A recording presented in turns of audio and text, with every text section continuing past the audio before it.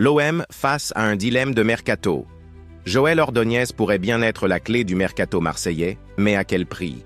Salut à tous les passionnés de foot, et plus particulièrement de l'OM. Aujourd'hui, on revient sur une information brûlante du mercato. La situation de Joël Ordóñez.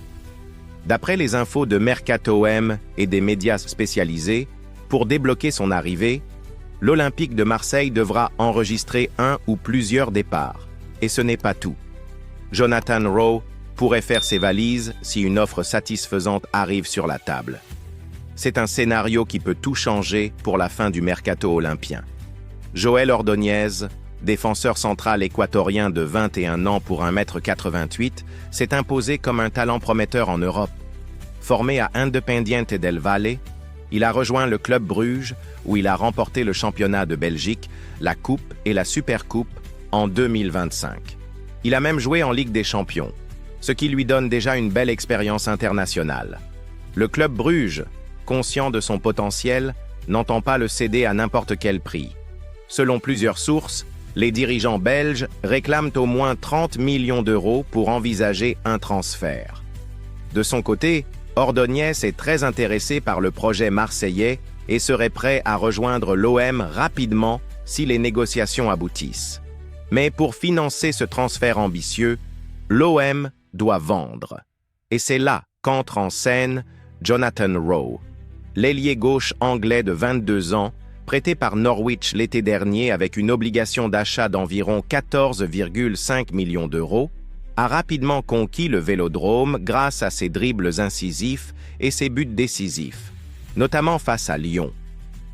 Sa valeur marchande est aujourd'hui estimée à 20 millions d'euros et il attire l'œil de nombreux clubs, Beşiktaş, Fenerbahçe, AS Roma, Atalanta Bergame et même Rennes. Roberto De Zerbi, l'entraîneur de l'OM, apprécie beaucoup Rowe, qui a réalisé une excellente préparation estivale. Mais le coach reste pragmatique. Si une offre sérieuse arrive, le club pourrait accepter de le vendre. Ce choix ne se ferait pas à la légère et impliquerait une décision collégiale entre le staff technique et la direction. La vente de Rowe permettrait à Marseille de dégager une partie des fonds nécessaires pour payer le transfert d'Ordóñez et renforcer ainsi la défense. Cette situation place l'OM face à un véritable casse-tête. L'effectif a déjà été bien renforcé cet été avec des arrivées comme Gomes, Egan Riley, Medina, Weah, Paicao et Aubameyang. Perdre Rowe signifierait moins de profondeur sur l'aile gauche, là où il apporte de la vitesse et de la créativité. La défense, elle, profiterait grandement de l'arrivée d'Ordóñez, un joueur solide dans les duels et efficace dans le jeu aérien. C'est donc un équilibre délicat à trouver entre maintenir une attaque compétitive et solidifier la charnière défensive. Plusieurs scénarios sont envisageables. Premier scénario, l'OM vend Rowe pour environ 20 millions d'euros et utilise cet argent pour négocier les 30 millions demandés par Bruges, en ajoutant éventuellement des bonus. Cela permettrait de renforcer la défense tout en ajustant l'effectif offensif.